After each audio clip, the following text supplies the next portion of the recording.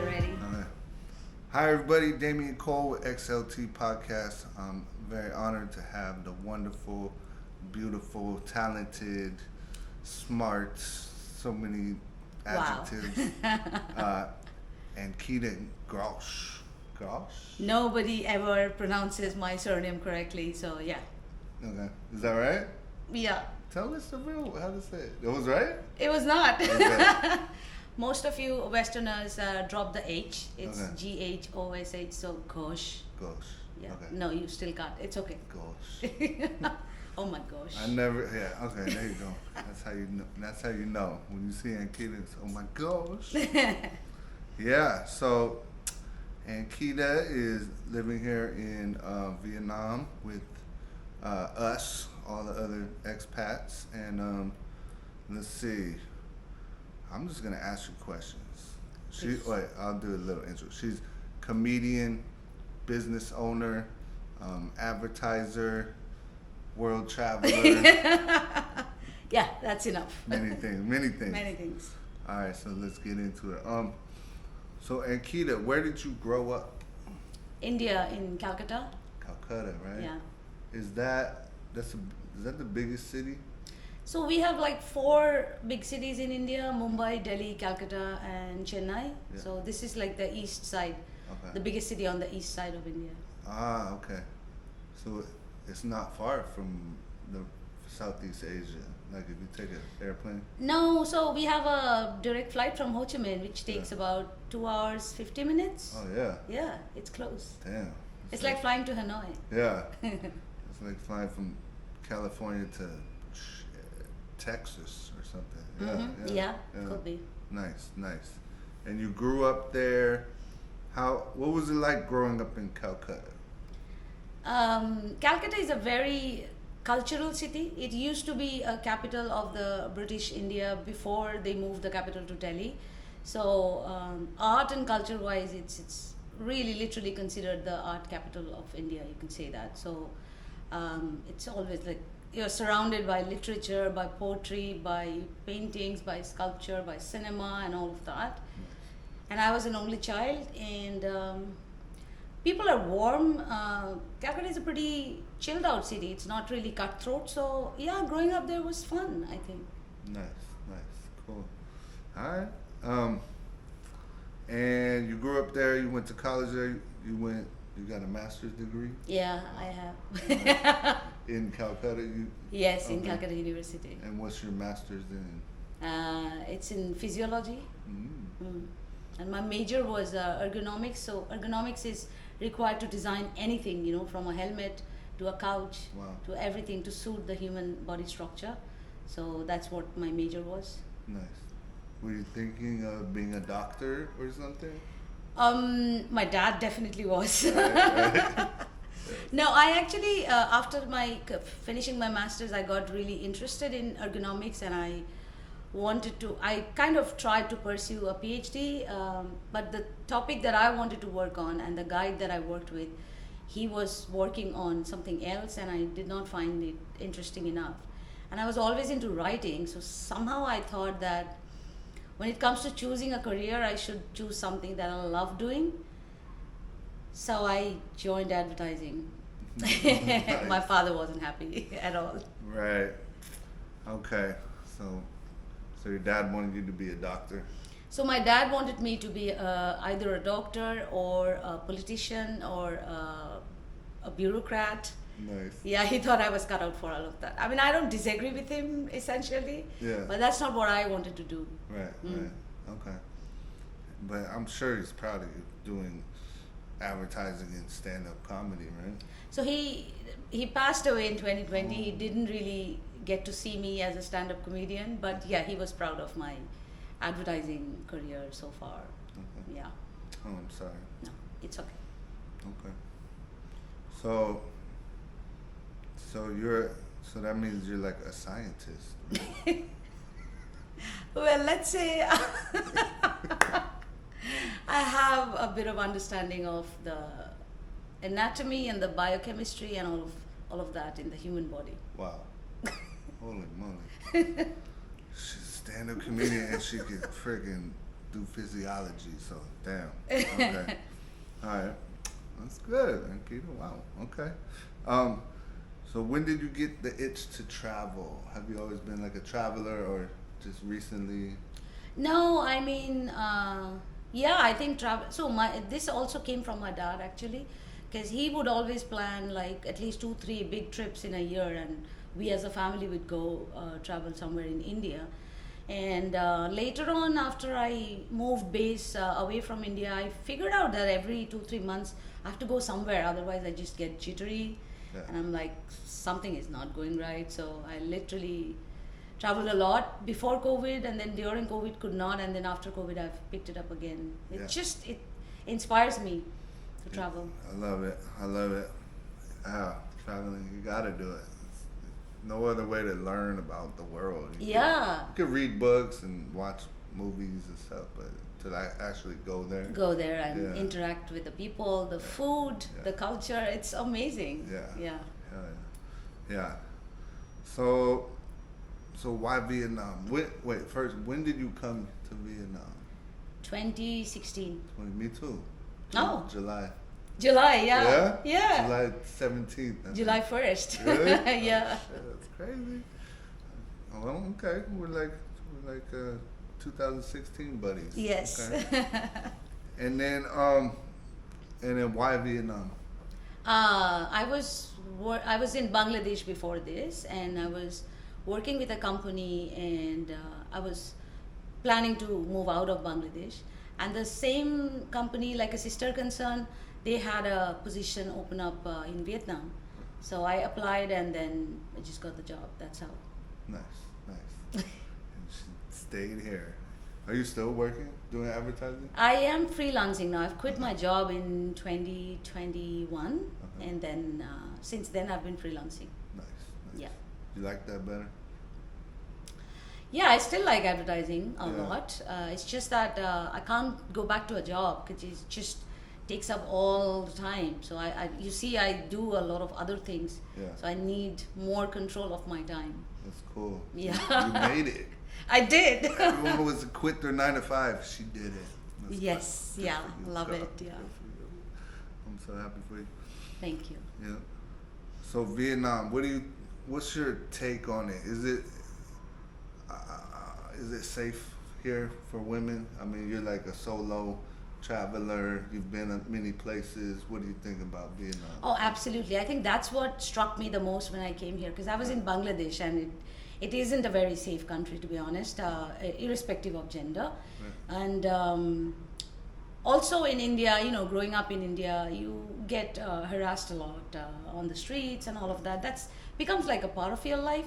And when I came here, I was like, this is heaven. Yeah. Like, you can wear whatever, you can go out whenever. Like, I have come back home 2 a.m., 3 a.m., quite drunk, and nothing ever happened to me. So yeah, that's the first thing that struck me when I moved here. Like, it's so safe as a woman, and yeah, in general as well. It is. I Yeah. agree. Yeah, Vietnam's. I've heard stories. Yeah, many other countries, but Vietnam.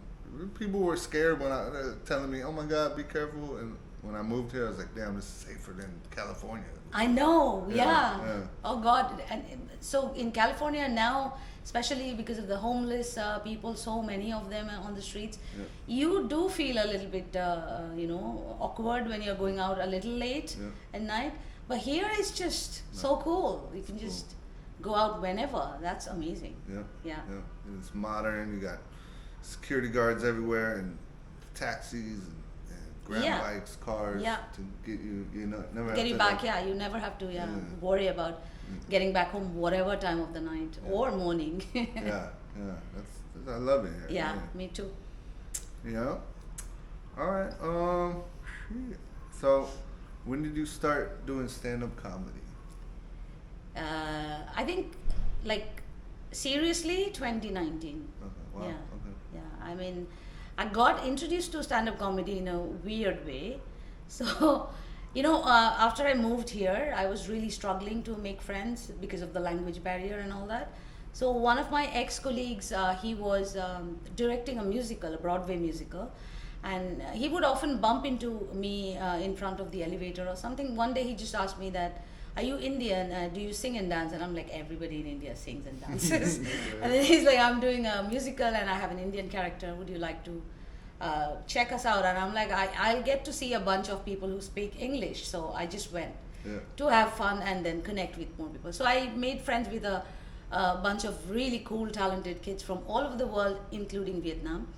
And that's where I met Wile, and he was just starting out his comedy thing. So I would go for his shows. He was taking part in competitions. I'll go cheer for him. I'll even take my team from office to go cheer for him. And then I think that was 2017, I think. And probably in 2018, he was doing a writing workshop, he and Kirk. And then he just told me that, what are you doing over the weekend? I'm like, nothing. He's like, why don't you come join us? I said, okay, writing is I can do that. So we had a lot of fun. AJ Miller was also a part of that workshop and a bunch of others. So wrote a few jokes, learned how to write jokes and stuff. And then I think after a couple of months, he said that, okay, we're doing a showcase. So those who participated in the workshop gets to go on stage. And I'm like, I don't want to. And then he was really insistent. He was like, I think you should. I'm like, okay. Yeah. It was terrible. Yeah? Terrible. I still have the video from that. Nice. But you know what's the great thing? One joke from that set, I still do it. Nice. It has evolved a bit. Nice. But I'm just so proud that one joke from that first terrible set has still, stood the test of time. So yeah, that's how it started. And I wasn't doing much. Kirk was offering me a few shows. And then I horribly bombed at a Halloween show, like really horribly bombed. And I was like, never gonna do this again. Yeah. And then they were like, no, you are going to the Indigo open mic next Monday and you're gonna try the same set again. And they kept pushing me really. And I did that. And then I started going to open mics a lot more. Because I was like, just speaking in the mirror in your house is not gonna cut it, You have to really go and try it out. So yeah, that's how it started. Nice, yeah. What's that joke? What's the first? I know probably most of your stuff. It's the one that the Indian Tinder date who asked me if I come to your place, will you cook for me? With the mom. With the mom. Nice. I love that one. Yeah, it has really evolved over time, but yeah, that's the thing, and it's based on a true incident. Yeah. All my jokes are based on true incidents, by the way. Yeah. Most of mine are. Some of them I make up. Yeah. Yeah. So, how did you feel when you got on stage the first time? Oh my God, I was shitting bricks. Yeah. No need to do this at all. Yeah. Like 15 people looking at you, blank stares, and you got to make them laugh. Spotlight on you. You're like, I was sweating all over like crazy. Yeah. Very nervous. But we actually gave me a good pointer because he's also from advertising. He was telling me that you do pitch presentations to clients all the time, right? Yep. You go, you meet a bunch of strangers and you sell them your ideas by telling your story. So why don't you think of it as a pitch presentation? I actually for a long time thought of comedy like that. So the only problem with that was that I won't be a natural. I will like literally learn every single word that I'm gonna say and I'll just blurt it out. Now I think I am a little more comfortable on stage and I don't do that. Right. Kind of, you go with the vibe of the crowd and like. Correct. Okay. Yeah. Change a little bit based on the mood of the room and all that. Nice. Yeah. She's good. Thank you. Yeah, so let's talk more about this. How many countries have you done stand-up in now? Oh, that's nice. I've done stand-up in the US, in the UK, so London and Scotland, Dubai, Malaysia. That's it. I'm gonna go do some comedy during the Melbourne International Comedy Fest in April. Wow. Yeah. Damn. Yeah. Holy shit, that's so cool. Yeah. So you did the Glastonbury? Was it Glastonbury? No. I did the Edinburgh Fringe. Edinburgh Fringe. Yeah. Okay. Nice. That was crazy. Yeah. Damn. How many people were in the audience? So I did 8 shows back to back every day. The number of people varied from every day to I think I had maximum of like 45 people, and then minimum of one. Yeah. Yeah, it is what it is. Yeah. It was a very weird show time, like 10:50 a.m. in the morning. Yeah. And Fringe is yeah. a time when people are just partying all night, right? So Yeah. sometimes we will just get insomniacs and really old people Yeah. who wake up really early and Yeah. then just walk in. My jokes don't do well with old people. Yeah. I talk about dildos and dicks, so Yeah. is that okay to say it on Yeah. camera? Say it again. Shit. Yeah, so yeah, when I have more younger people in the audience, it goes really well. They understand things Yeah. that I say. Yeah, but it was, oh God, it was an amazing experience. Yeah. And you know, I mean, I think that's one experience that really made me comfortable on stage, because I was doing 30-minute, 8 days, Yeah. back to back. Yeah.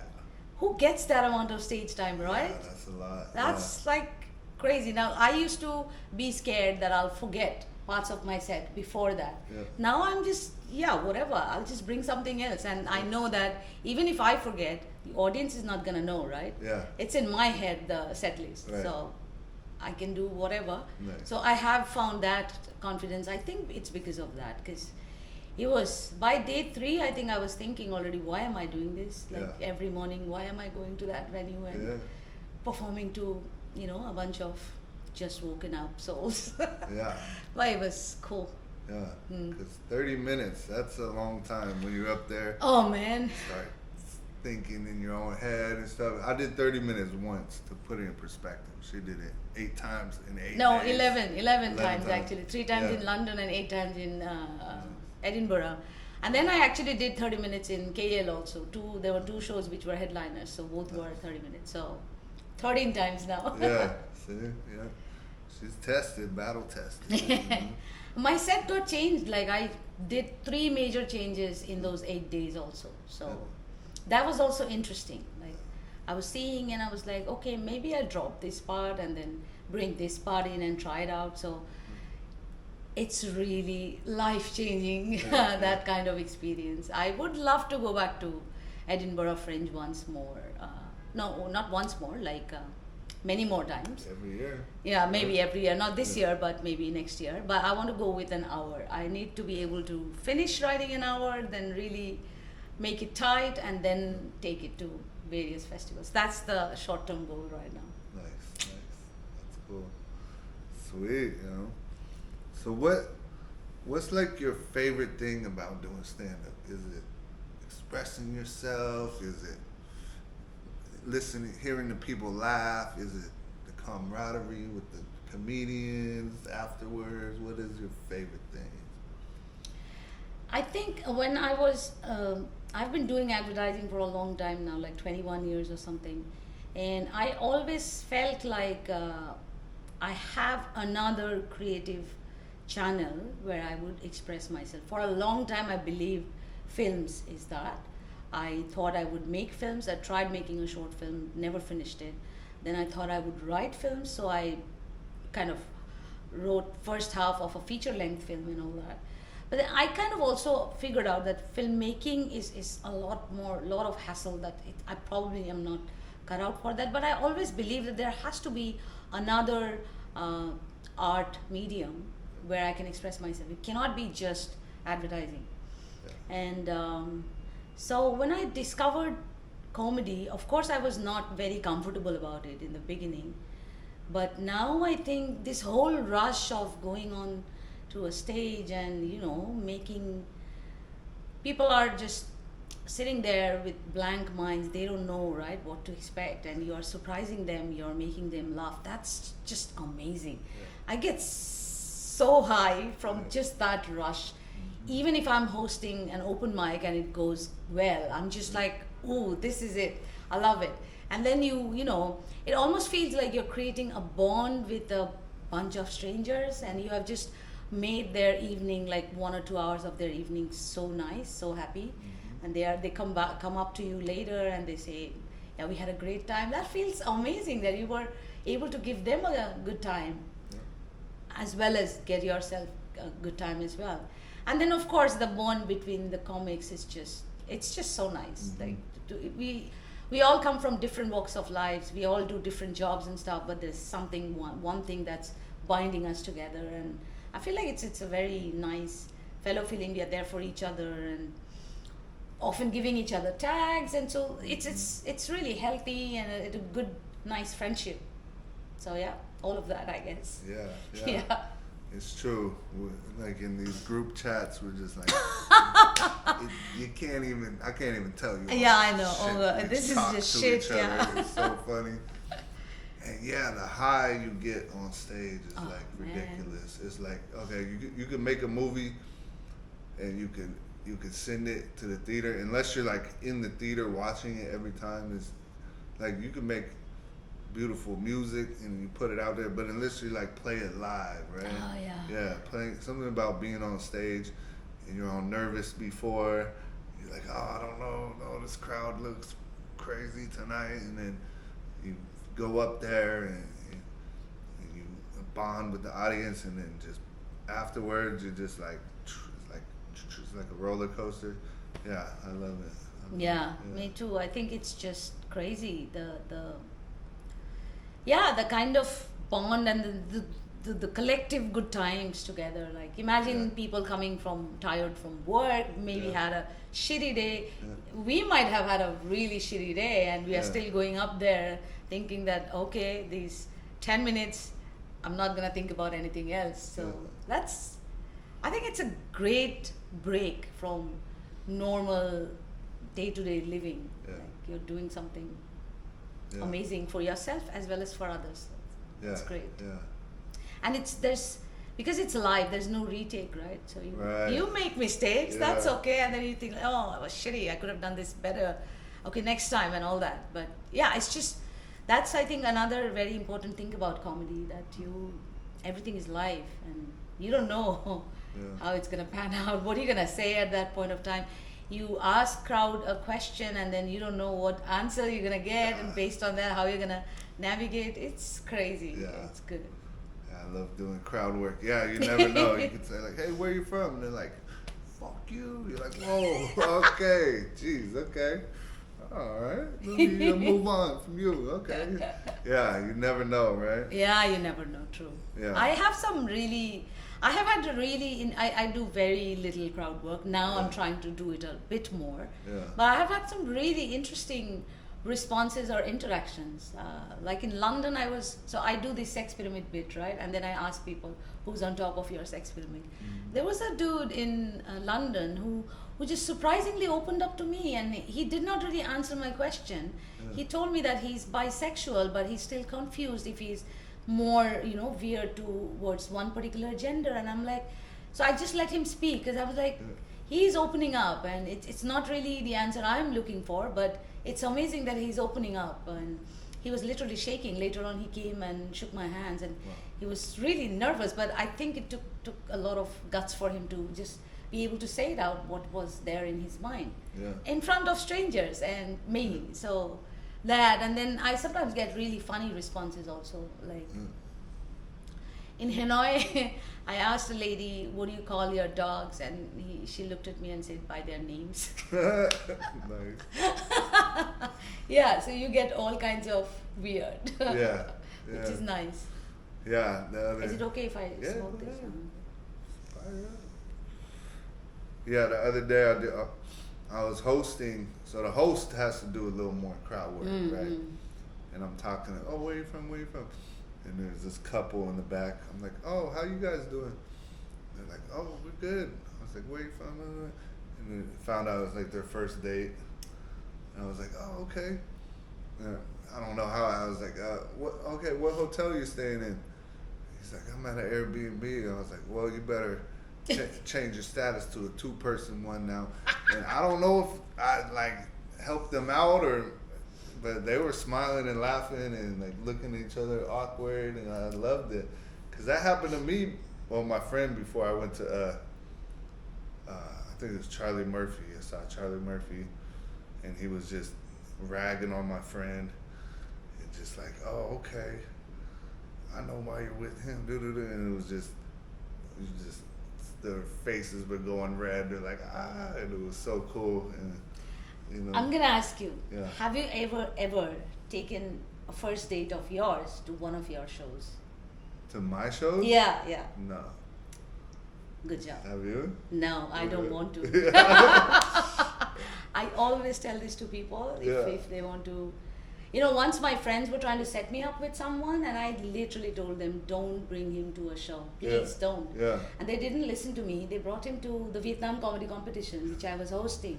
Imagine 18 comics, 1 hour and a half, and me talking from the stage, right? We had no conversation after the show. Like, dude was completely dumbfounded, like, who is this bitch talking shit for an hour and a half on stage?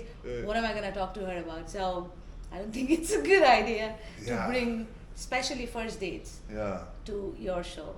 Because they'll probably either fall in love with you or just run, like, oh, this There's is too much. There's very little chance of falling in love with. Okay, this is gendered. Maybe a girl would fall for you if you really are making people laugh. Yeah. But I have a feeling, I don't know, you're a man, you can confirm this. I have a feeling that men get intimidated by seeing women speaking on with who you have romantic interest on, and then, you know, first time, and you see her like talking shit, and then I talk a lot about my dating disasters, right? And I don't know if the man sitting there is thinking that I might just end up there if this goes south. That might be your next joke, yeah, next bit. exactly. So I don't think it's a good idea to bring first dates to a comedy show. I don't know. I think I would like that if I was like, okay, I just met someone and they're like, okay, I'm a comedian, just come to my show. You go? Hell yeah, that'd be super cool. But then you are a comedian yourself. Yeah. So that's different, I guess. But I like strong women, powerful women that speak their mind and stuff like that. That's, okay. Not everybody does that. Yeah. So yeah. Yeah. I'm very cautious. Yeah. I like it. I like you know, what's that word? You probably know that word. Not submissive, but what's the other opposite? Dominating? Dominating. Yeah. Okay, now we know what his kink is. Okay. Could be good. Yes. And she's so talented, this lady right here. Oh, thank you. She has a food business. Yeah, that's when I shot myself in the foot, I think. Really? Yeah. Why? Why do you say that? I mean, I was. Been there yet. I know. You can't. Oh my God, this is not acceptable. Well, it's far from my house. No, it's true. You can get us on Grab though. Really? You can try the food. Deliver from D2 to D7? Yeah, I have done that. Yeah, I have done that. But this year I am actually thinking of expanding. So I've been to D7 last week. Yeah. I'm looking at some locations and stuff as well. Because I understand that D7 is like, has its own, it's like a macrocosm on its own. So I would love to have a space there. So it's easier for my D7 friends to come or order or whatever. No, I was always kind of, so I'm a foodie. I eat very little, but I am a foodie. And I was very interested in food and beverage business.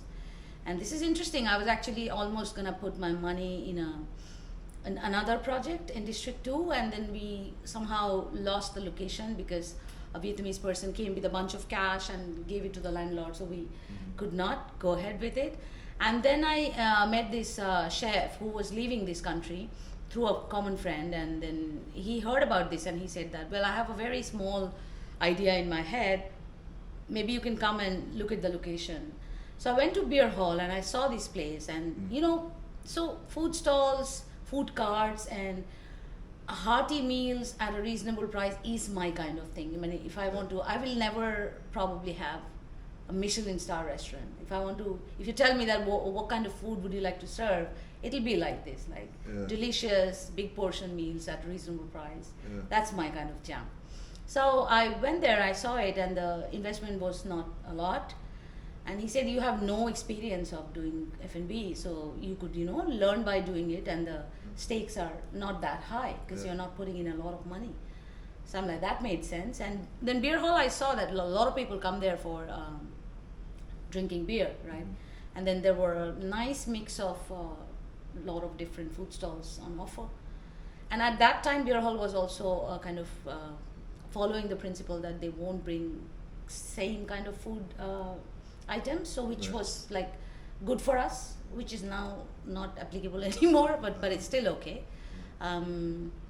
So yeah, and then we thought about the food, we brainstormed, and we thought wraps, and wraps actually gives you a lot of liberty to experiment with the filling, right? It doesn't have to be a classical shawarma wrap or I have all of those, but I also have. I love shawarmas. I mean, I have the shawarma, the beef kofta, and the classic ones, but I also have a Korean fried chicken and kimchi wrap. I have an Indian take on a burrito, which is a jeera rice butter chicken wrap, and and I've recently introduced on the completion of 1 year of the stall. I recently launched a very classic dish from my hometown. It's called the Calcutta egg chicken roll. So yeah, I'm doing a lot of new things now, and so the first year I actually did not spend a lot of time or effort. I also wanted to see how it goes without that much intervention, also how I feel about it after a year. So now I feel like this year I'm ready to give much more attention. I want to expand, go to either D1 or D7 or both if things go well. The model will always be like this, like a small cart, and maybe in a food court or a beer hall like this and something like that. And yeah, this is another interesting thing that still excites me. Yeah. Yeah. Nice. Yeah, Nice. it's nice. Yeah. Yeah, my stall is called Rap Nation. It's located in Beer Hall, Thaudian 41 Suntuit Street. Yeah. Plug in. Yeah, plug it. Rap Nation. She's the best rapper in Saigon. Totally, I am. I know this. Damn, I know. I haven't had shawarma. Oh, so long. I used to love getting shawarmas with that sauce. Was it tzatziki sauce? So we have a bunch of sauces that we make. Everything is in house. Like the bread we make in house, the sauces we make in house. So there is a garlic mayo, there is a spicy mayo, there is a tahini and all of that. So yeah, all of that we make in house. And the guy that cooks in my kitchen, he makes amazing bread. So any type of bread, he's just such a master. Nice. So yeah, that's good. Nice. Yeah.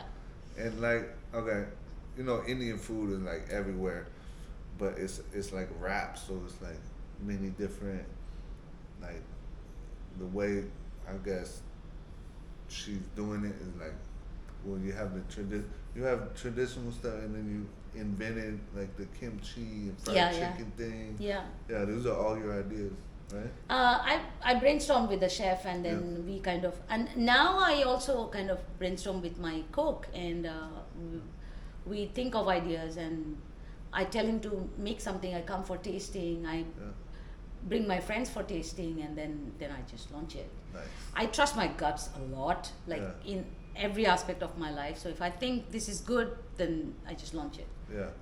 But yeah, so far. Nice.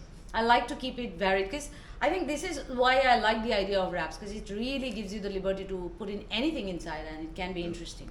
If the flavors just work together well, then it's gonna work. Yeah. And it's easy to like take it with you, deliver. You're at the beer hall, you're drinking. Yeah, and you're eating there. You're picking it up. You're getting it delivered at home. It travels well. Yeah. So yeah, it makes sense. Nice. Yeah. Expand, yeah. And now you're on Grab. You're on Grab too. I've been on Grab for like a long time. Every time. Every time. And look, I'm open from 4 p.m. to midnight. So between the 10 to 12, a lot of restaurants on Grab are not open. So I changed my opening time a few times. I think these 2 hours really give me a kind of an edge, even during for the people who are walking in, because 10 to 12 is at times a lot of people feel like snacking a bit more and blah blah blah, and they don't find too many options on Grab. So I think that has really helped. I would love to push it to 2 a.m. But we'll see about that. Yeah, so they're open late. If you're at a bar or something, they deliver to bars. Yes, exactly. You can snack at the bar, boom. Yeah. Yep. What's it called again? Rap Nation. Rap Nation. Go there or order on Grab. Yes. Okay. Cool. Let's see what else. Where's your Let's see. Okay. Let's talk about your next show. You have a show coming up, like a. I have a few different shows coming Okay, up. okay. So 28th of February at the cafe, the Stagiaire, I'm producing this show after a Wow. long time. So there's this North Korean Canadian comic, Simon Park. Right. Yeah, Okay. you're opening for her, right? I will on yeah, Saturday. Yeah. Yeah. On Saturday, yeah. So I'm doing her show on Tuesday. Yeah. And so I thought of an all Asian lineup. Yeah. So there's Jack. Jack is hosting. Right. And when I produce shows, I just don't want to perform because it's a lot of work. So Jack is hosting, Matt Tran is performing, Wille is performing, and Yeah. then Simon is gonna headline that show. Yeah. And then the next day, 1st March, there's a British comedian visiting here, Joe Zalia. So I think Yeah. he came here 4 years ago or something. I'm opening for him. Yeah. So that's the same venue. Really? Yeah, Wow. 1st March. Okay. Then 4th March, you are hosting Jeremy's hour-long Yes, we'll be special in there taping. We'll together, be in yeah. it together. Yeah. I'll be the feature act. Jeremy will headline, of course. Yeah. And then on 15th March, that's really an interesting show. So it's like we are 6 of us who are all writing original characters, Yeah. and we're gonna act that out at that show. It's called Under Construction. Yeah. It's gonna be really interesting. This is something I've never done before, so I'm Mhm. really excited about this. So that one. So you're gonna make an original character. Are you interacting, or are you just every person is gonna go up one at a time? or So how's it? some people have a bit of scope for interaction. My character doesn't really need an interaction. So I'll just go up there in my character and do Nice. my bit. Nice. It's like 10-minute bit, and then Nice. yeah. Have you ever done that before? Character work? No, Yeah? never. Yeah. That's why Nice. I'm so glad that I'm still saying yes to pushing the boundaries and doing new things. Like I have not really done improv. Last year during Christmas when I went to Hanoi for a show, they were giving us like random Christmas topics, and we have to make jokes about them for like 3 to 5 minute bits right on spot. And Wow. I was like, whoa, okay. And I'm being Indian, growing up in India, Christmas is not that big. Like you do Yeah. bring a cake and celebrate at home and all that, but you don't know a lot of things about Christmas, like Yeah. all the stories and all the characters attached to it. So, but I did well. So I thought like, okay, maybe I could try improv as well, sometimes like short form. So yeah, I've not really done that before, and character definitely never Yeah. done this. But when this idea came along, I'm like, yeah, let's do this. Nice. Yeah. Nice.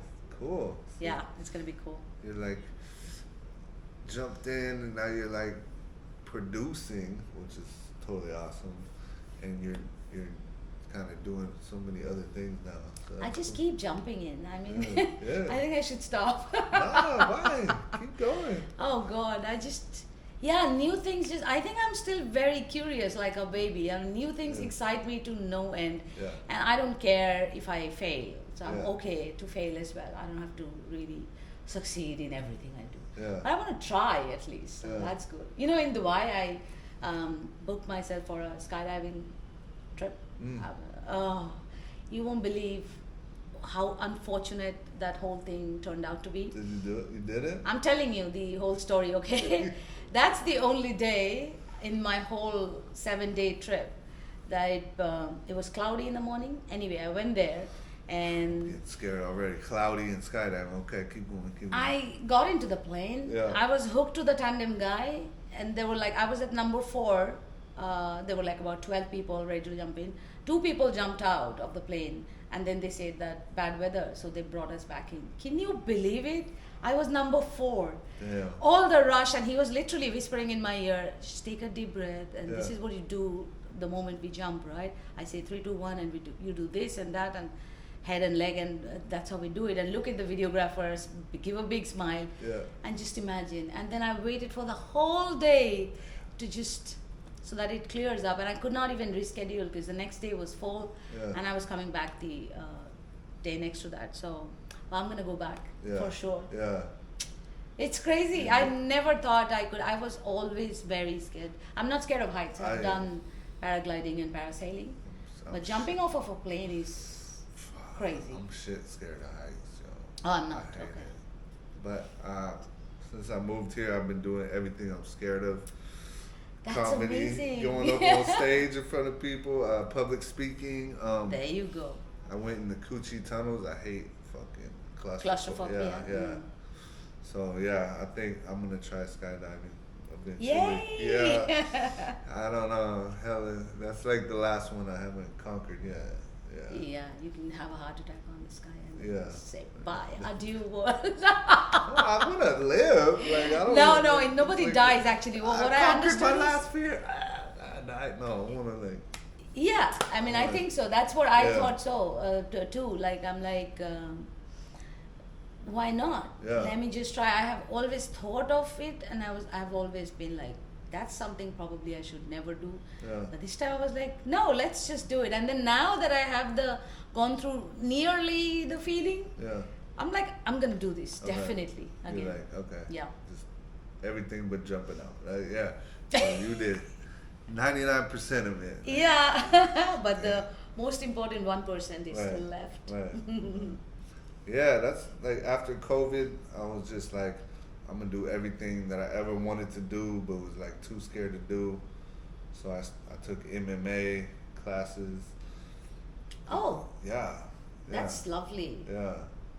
So I was like, I've always wanted to like, I did like Aikido and karate and stuff like that, but I always wanted to do MMA. So I just like drove to the nearest one. It was like, hey, can I join? And it was like, just happened to be like really cool people, and it was like a Saturday night. I just showed up. They're like, hey, we're having a barbecue. Come in. And we just like ate and drank for like 3 hours. And I ended up doing a fight, you know. And I ended Oh, yeah, I did. Oh, nice. Yeah.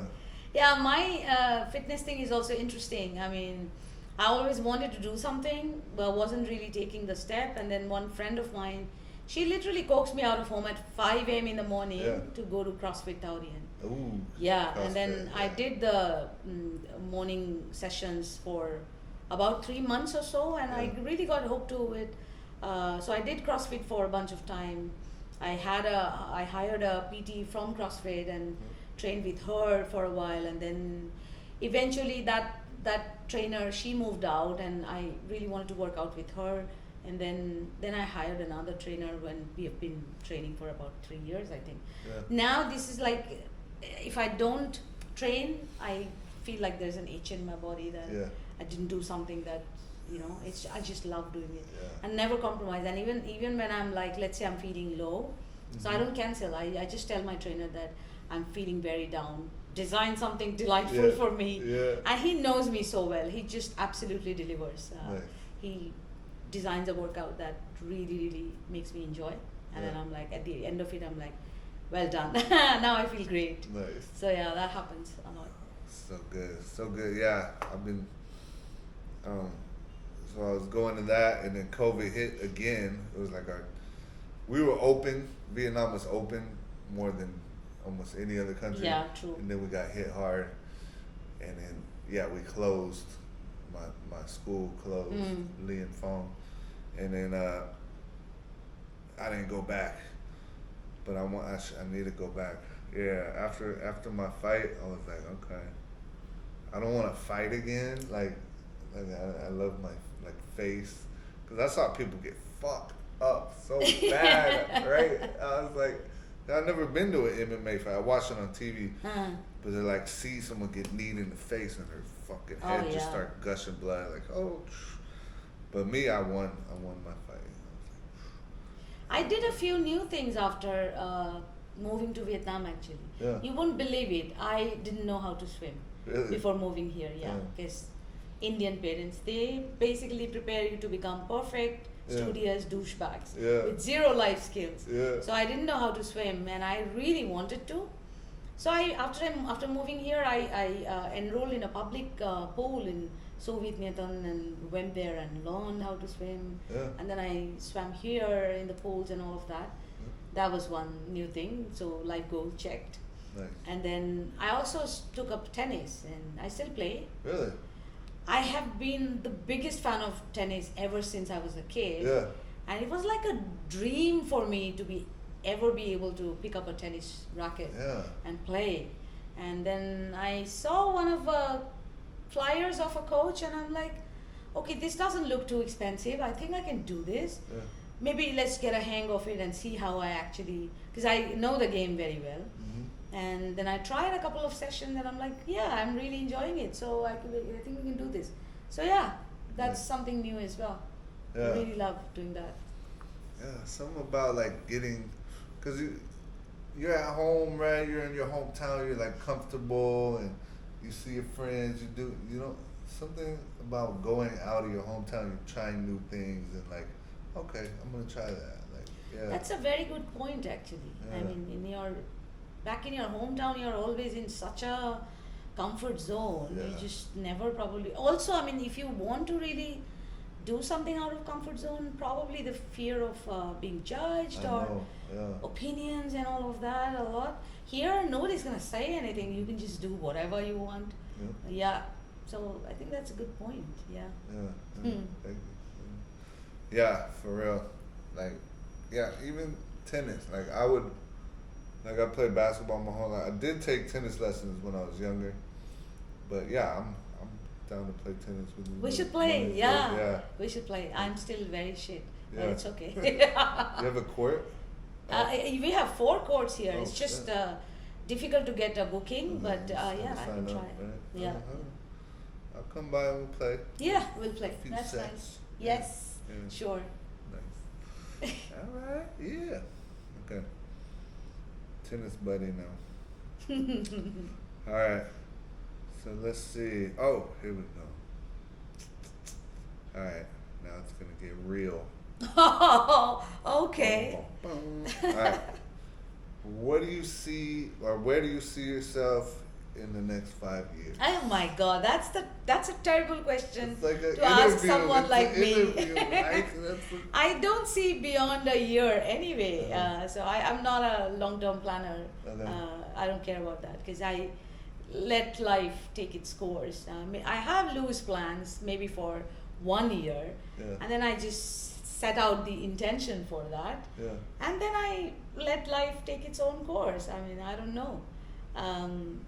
For now, I think within the next 1 year, I would love to have at least one more branch of my food stall. Would definitely love to finish writing an hour for my comedy, and then really make it a tight show and take it to some nearby countries, maybe Malaysia, Singapore, and all of that, and then go abroad and all that. Netflix, something, record it. Get some. See, to be honest, I don't have that kind of a carrot at the end of it. I immensely enjoy the process, the journey, and I feel like if it's gonna happen, it's gonna happen. I don't think of that as a goal, to be honest. I'll think of it for you. Okay, that's nice. A lot of people do. I have a few titles thought of. Okay. See, she's very modest. That's one. Yeah, and then I don't know. I mean, what else? More travel. Yeah. So this year I'm already going to Melbourne, right? And then I have something planned in June, July. So that's my birthday. Yeah. Around my birthday, I am planning to gift myself a Wimbledon match. So I'll be going to London. Cool. And if I go to London, I know a few people. I'm gonna do some comedy for sure. Yeah. Then I would love to go to either Amsterdam or Berlin or both, and do some comedy there as well. Nice. Along with exploring those cities. And should I say this? I have a big thing planned for September, October. Should I say this? It's okay. It might not happen, but yeah, that's something I think I would love to do.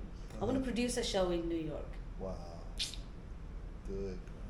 Okay. Yeah. Go for it. Oh, shit. Yeah. I want to produce a show in New York. So I have a few very good comedian friends based in New York, in Canada, and in West Coast as well. So I might ask a few of them to fly in as well.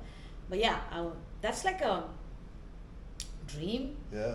But I have a friend who has a nice venue there, so I've spoken with him. He says it's possible if you want to do it. So sweet. Yeah, so that could be really nice. It sounds like you got it almost all planned out. It sounds like it's gonna See, happen.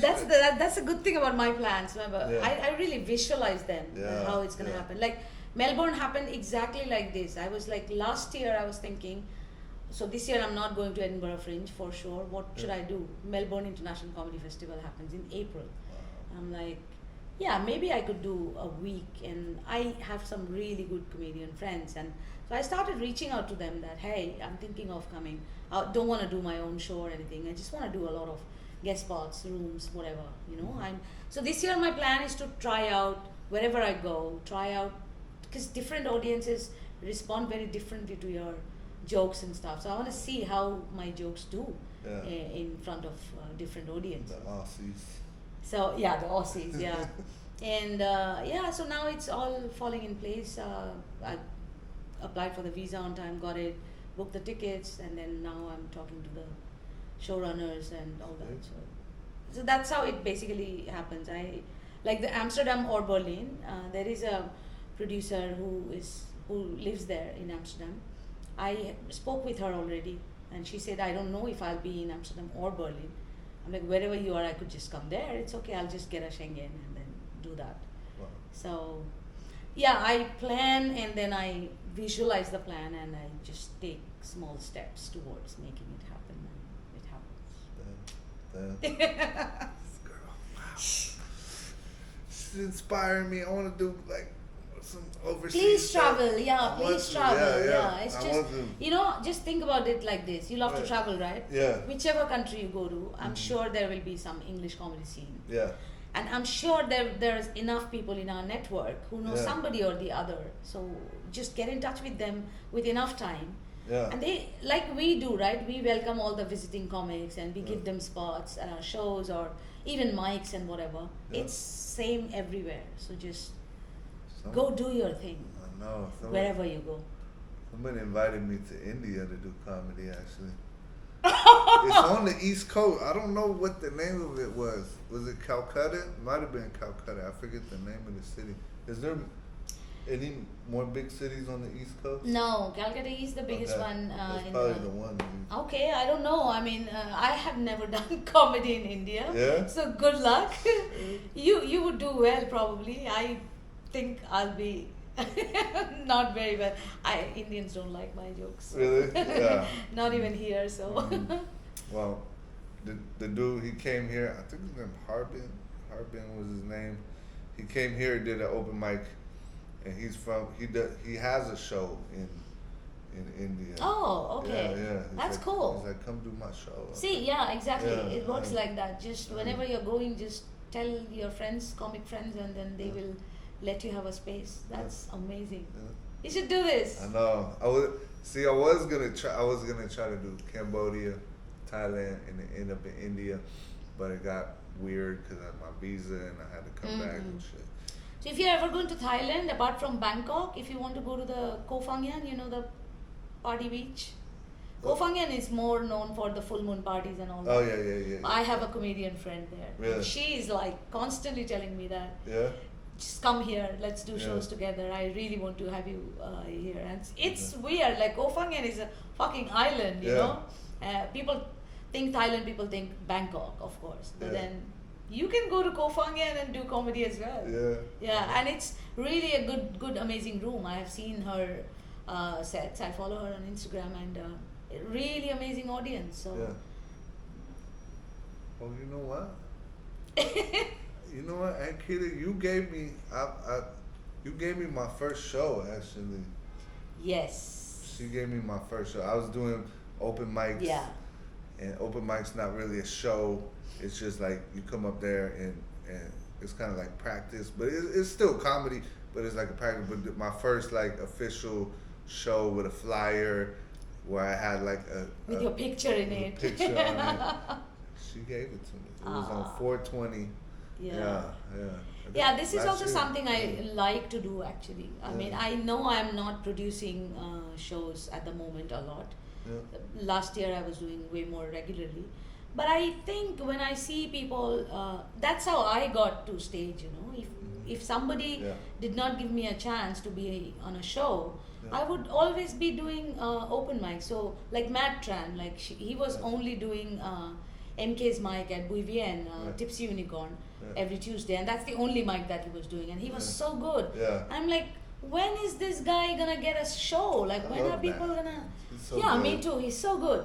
And so when I launched my first show at Brick and Barrels, Matt was that was his debut show, and he killed it.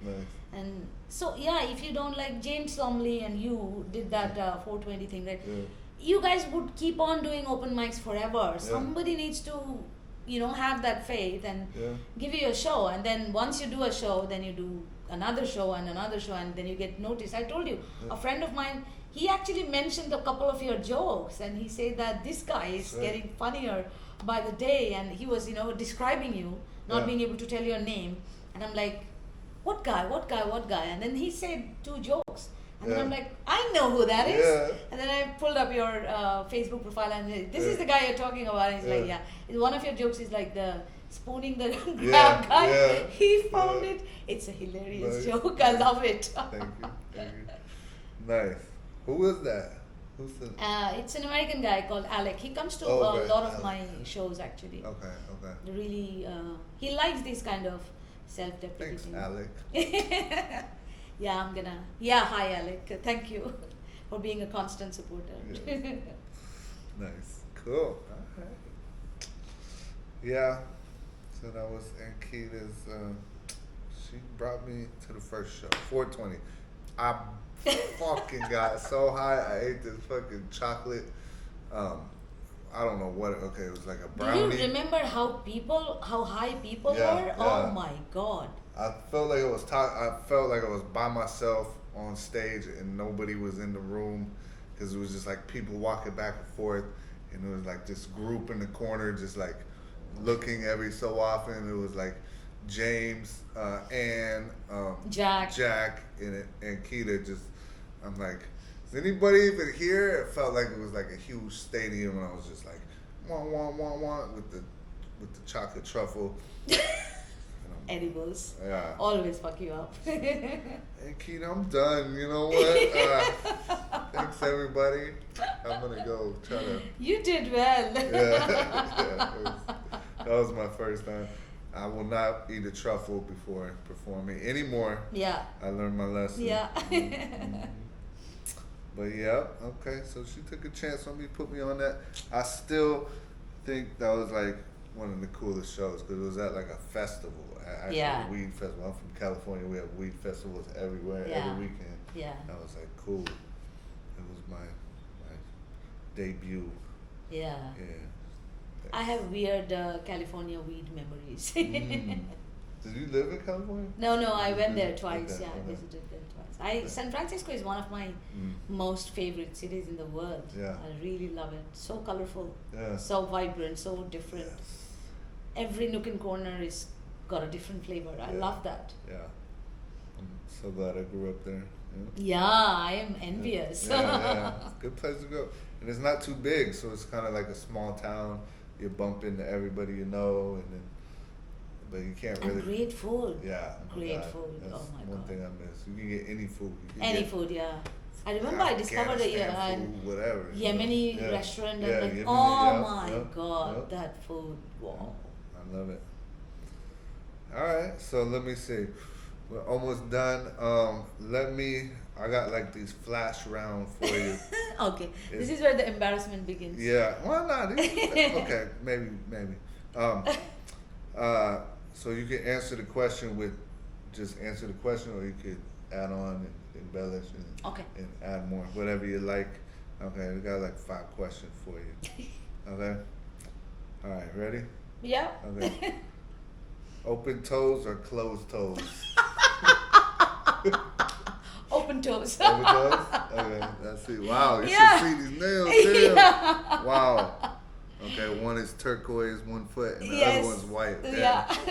Okay. And then I'm always experimenting with my nails. Very nice. Very Easter colors. See. Nice. Okay. All right. Favorite Indian food? Oh God, this is tough. My mom's mutton curry and fried rice that she makes with a lot of wintry vegetables. Sounds hella good. Yeah, it's really good. Damn. Okay. That's killer. Okay. Favorite Vietnamese food? There's quite a few actually. Okay, if I have to pick one, bun cha. Bun cha? Yeah. Yeah. Love Good. it. Yeah. Just dunk it in the Yeah, I sauce. just love it, and yeah. the various different types of pork meat, and so good. Yes. Okay. Beach or mountains? Don't let me choose. I belong to both. Yeah? I love both actually. When I was in India, I was always traveling in the Himalayan regions. I just love snow peaks and all that. But then ever since I moved out, I think beach became more common in my travels. But I really love both. Okay. Anywhere nature, I'm just mountain. Okay. Yeah. Okay. I think she wants mountains. Yeah. Okay. All right. Last one. Tall or handsome? Why do we have to choose handsome? Handsome? Yeah. Tall's not an issue. No, handsome is a bigger issue. Way better. Okay. Oh, he's like 6'4" and kind of ugly. No. You know, you climb up that height and then to see an ugly visual. No, it doesn't work.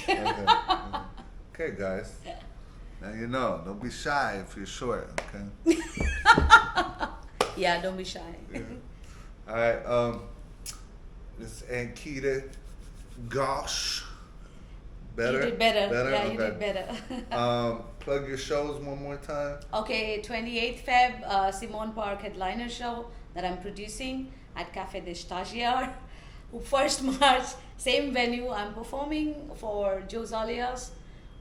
4th of March is Jeremy Wagner's hour-long live taping, featuring, and Damien is hosting that show. And 15th March, Under Construction at Soma Art Lounge. It's a character sketch show, very interesting. Yeah. I want to see that one. And your rap place one more time. Okay. I like people plug. A lot It's of people don't called like Rap plug. Nation. It's located in German Beer Hall, Taudien, 41 Zuntui Street. Also available on Grab. Find us on Facebook. Order away your favorite raps. Yeah. Don't be like Damien. Don't wait till too long. Yeah. Now I have to send him like free raps to kind of lure him. Like, once you try it, you can't stop. So first one's free. Yeah. You're hooked. Yeah. Okay. Yes. Crack. I should do that. Yeah. She's a crack dealer. So crack. All right. Thank you everybody for watching. Thank you for having me. Yep. I'll put a bunch of links on the thing on the bottom so you guys won't miss any of her shows or any of her great raps. Okay. Thank you. XLT Podcast. Bye-bye. Thank you.